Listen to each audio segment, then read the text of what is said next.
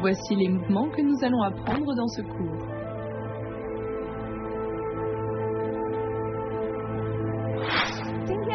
Aujourd'hui, nous allons apprendre des nouveaux mouvements.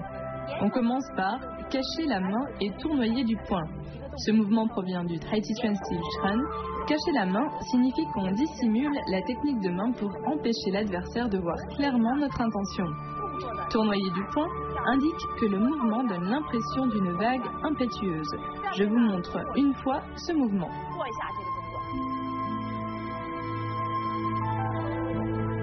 On étend la main gauche devant à l'horizontale et on ramène la main droite avec l'éventail au niveau de la taille.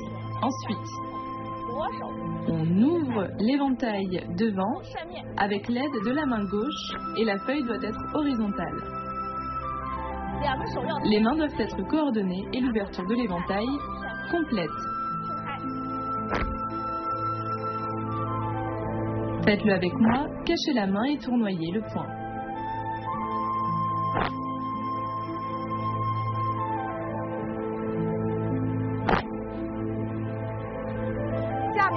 Maintenant, passons à « Le bel oiseau entre dans la forêt ». Le nom du mouvement indique une posture gracieuse, telle la beauté d'un oiseau s'envolant dans un maquis. Je fais ce mouvement une fois. On part du mouvement précédent.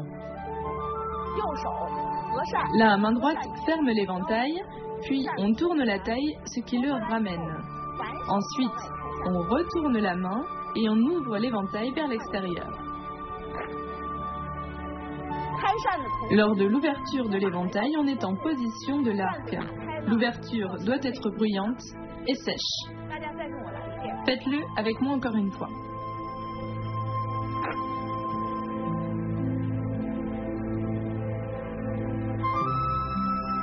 Encore une fois, le bel oiseau entre dans la forêt.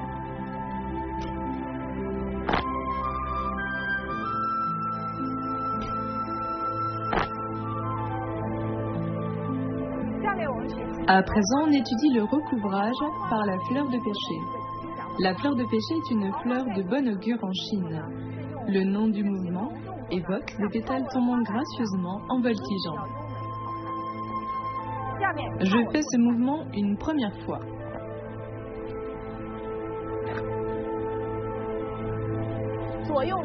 Les mains doivent travailler ensemble. Éventail dans la main droite, on recule en tournant les bras de bas en haut, puis on passe en position assise croisée et on appuie avec l'éventail. On refait une fois. Éventail dans la main droite, on le descend, puis on ouvre le bras gauche. On coordonne bien les mains, puis le haut avec le bas du corps.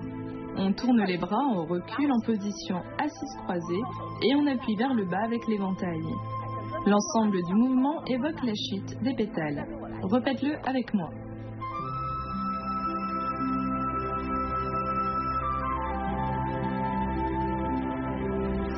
Faites-le avec moi, le recouvrage par la fleur de pêcher.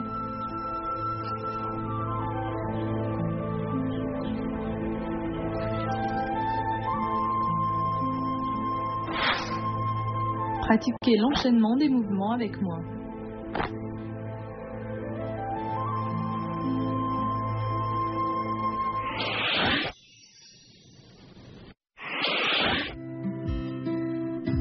Aujourd'hui, nous allons nous intéresser aux montures d'éventail. Les montures d'éventail les plus répandues sont en bambou. En effet, le bambou a des propriétés de solidité et de souplesse et est facile à graver. Les éventails faits en bambou ordinaire sont bon marché. Mais les éventails réalisés avec du bambou rongé par des bactéries en laissant des motifs zébrés sont les plus précieux. Hormis les montures d'éventail en bambou, l'autre grande catégorie de montures est celle en bois. Les bois utilisés pour faire des montures sont tous plus ou moins précieux. La valeur de collection d'une monture dépend d'une autre composante importante, les gravures. Elles constituent un autre élément de taille pour apprécier et évaluer la monture. Une bonne gravure de monture exige une disposition ingénieuse, un travail de gravure soigné et des personnages mythiques captivants. Les montures ayant des gravures répondant à ces critères méritent alors d'être collectionnées.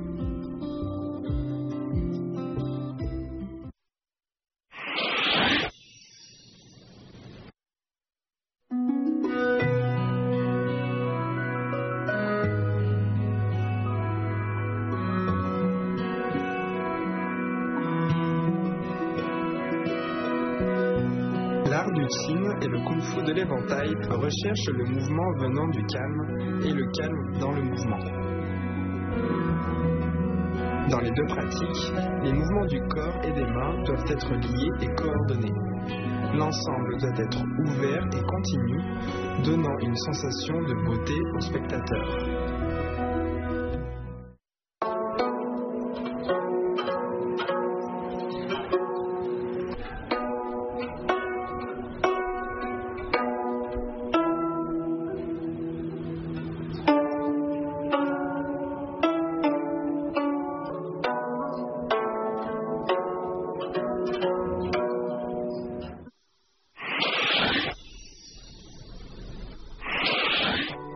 Maintenant, pratiquons les mouvements appris dans ce cours.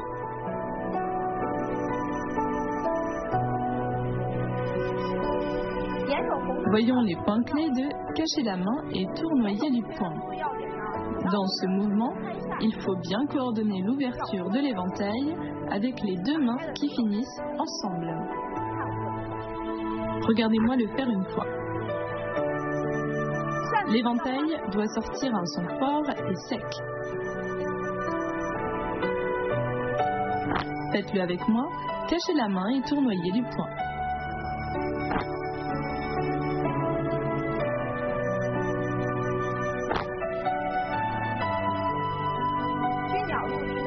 À présent, les points clés de « Le bel oiseau entre dans la forêt ». Lors de ce mouvement, la rotation du corps et l'ouverture de l'éventail sont coordonnées et se font ensemble. Regardez-moi le faire à nouveau. Quand on retourne la main et qu'on ouvre l'éventail, on passe en position de l'arc. Faites-le avec moi, le bel oiseau entre dans la forêt.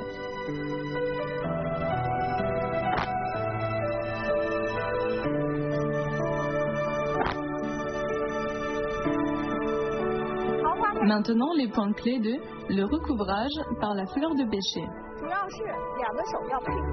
Les mains doivent être liées et coordonnées et on recule en même temps. Bien, regardez-moi le faire.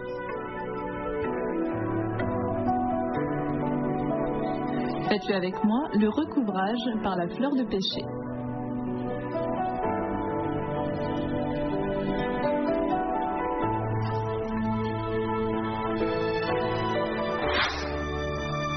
Pratiquez avec moi l'enchaînement des mouvements de ce cours.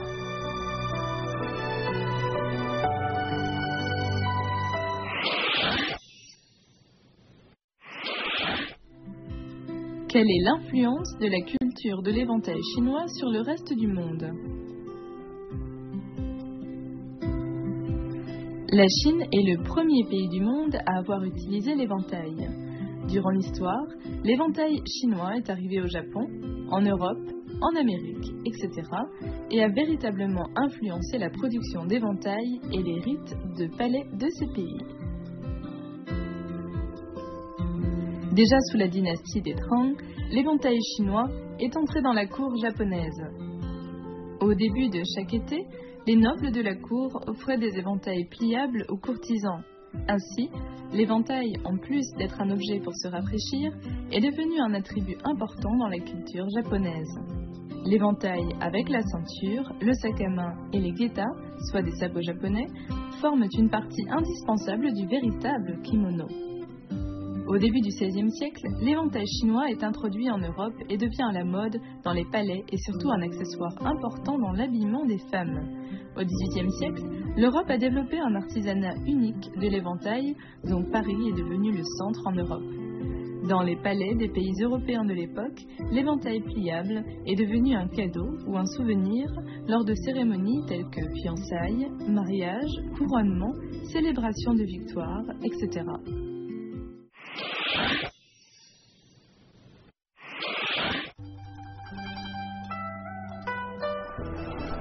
Pour terminer, regardez l'ensemble de la 4e partie de la forme du Kung Fu de l'éventail du style Kraiyuan. N'oubliez pas de pratiquer, on se retrouve au prochain cours.